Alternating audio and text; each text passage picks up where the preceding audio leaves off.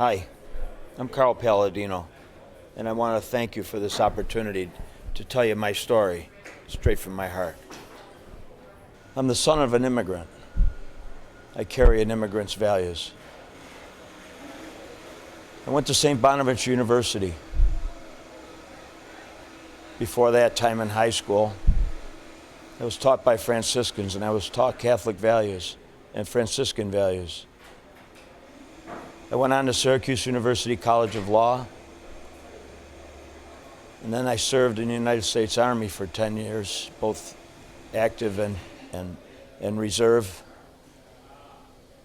I retired as a captain, and then I entered the general practice of law. In doing that, I recognized that it was a little bit more than just a job. It was an ability to help people. And from my perspective, helping people gave me satisfaction. I've never really had a hobby. I don't golf. I like bringing the smile to kids' faces. I like giving people peace. So as I went on in the practice of law, I came to find that I wasn't as creative as I wanted to be. I wanted to leave a mark. And I really liked real estate development, and I drifted over into the development world. In my career, I've created thousands of jobs. I have a company that I started from scratch and today employs about 450 people, permanent jobs. I know how to create a job. It's not that hard, not when you're focused on it. Getting our taxes down is probably the most important thing that we could do. State of Texas doesn't have any income taxes, and they raised 500,000 jobs in the last couple of years. Our taxes are the highest in America, by 60% over the national mean. It's not working. Our businesses are afraid. They don't see any signal that things are going to get any better. So they're thinking about taking their jobs elsewhere, or they're not being able to make it. Well, for all stratas of our society, I think that the main thing I could do to help is to create jobs. When I decided to run, it was a mixture of things. I learned last year about the fragility of life. We're only here for a short period of time. I lost my son. And then when this issue came up from friends that I should run for governor, I thought, I had never wanted to run for office. I never had any desire whatsoever. But things had changed in my life. And I was thinking about all those poor people out there who were suffering because of this government that's so far off the page. I knew it was a very mischievous and not too endearing of a effort to do, but I figured I could do it. I could do it because I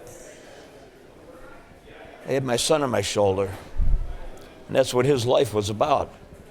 It was about helping people. And with him, I could take on any challenge. And nothing could hurt me worse than losing my son.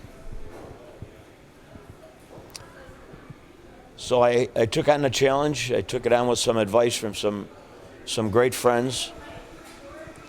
They told me, don't go and pay homage to the rulers of the parties. They're not going to do right by you, and they're just going to want to take from your heart and soul. So go and petition, do it the hard way, do it with the people.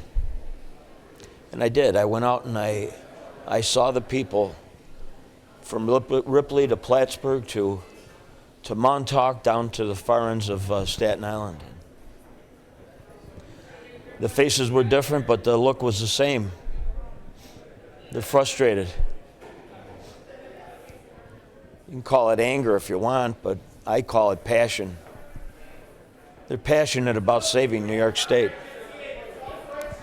And they knew that their politicians and elected officials weren't going to do it. They're incapable of it. They're too familiar with feeding at the public trough. So I said, I'll do it. And I went out and I saw the people. I listened to them. I refined my message. And then in the primary, despite the polls, I won by 26 points. I went to our pollster and I said, how does this happen? And he says, Carl, you went to the people. You aroused them. And they came out in droves because your message hit on. It hit them right in the face. And they wanted to participate in this change. They wanted to actively get involved, and that's why they went out and voted.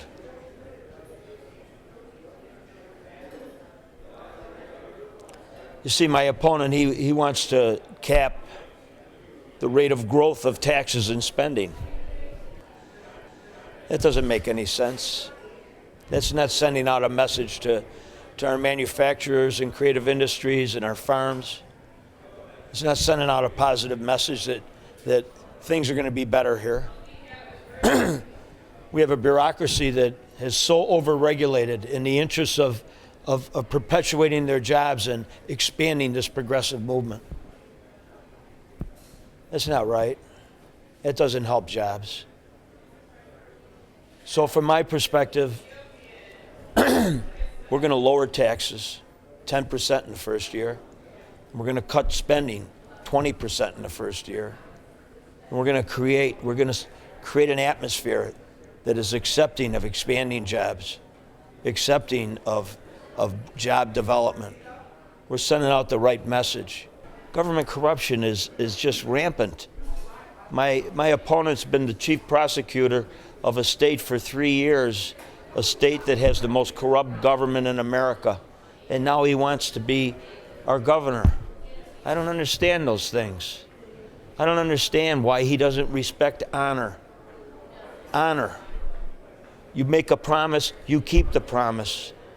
He said at the debate, anybody that does anything wrong will go to jail. But at the same time, he cut a deal with Hevesy to allow Hevesy to walk.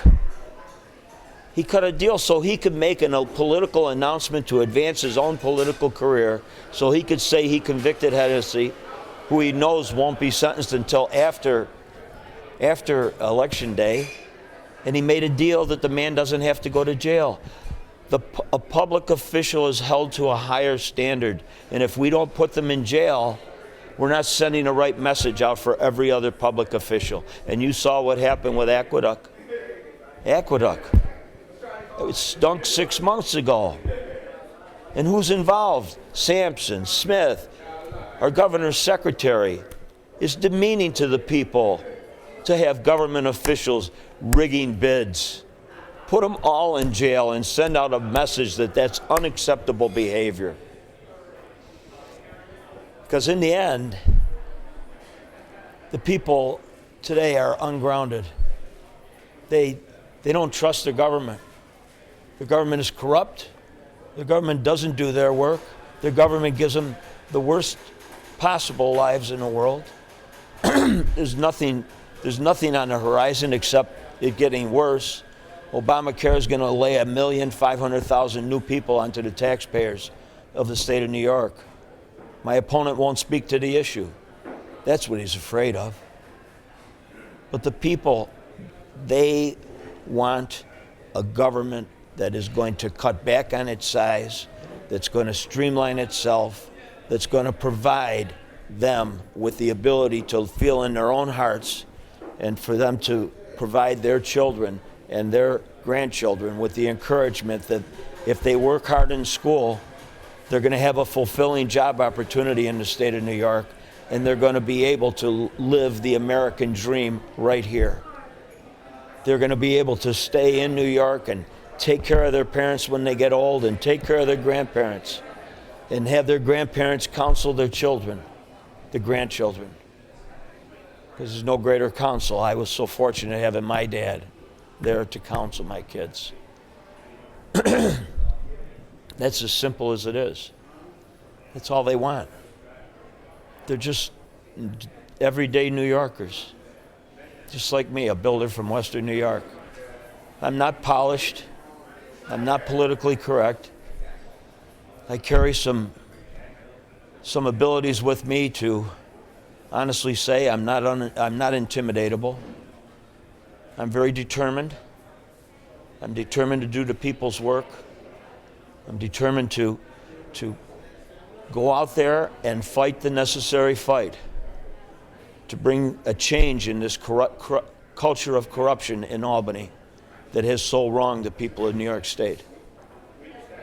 I'm not driven by money, nor am I driven by power, nor am I driven by a need to satisfy an ego or for praise or a pat on the back. That's not me. I'm looking to serve the people for 4 years, just 4 years. And in that 4 years, I will bring about the necessary change.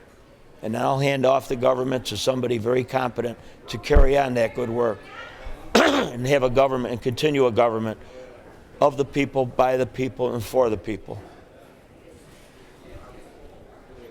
That's what I'm about. When I look at my grandchildren, I couldn't imagine having them not to having the opportunity to have that fulfilling life right here in New York. That's what I want for everyone. I want to really thank you for giving me this opportunity to tell you who I am. I want to ask you to please forward this message on to all those that you think might be encouraged by it. And also,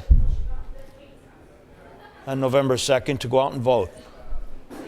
And if you feel it in your heart, to vote for me.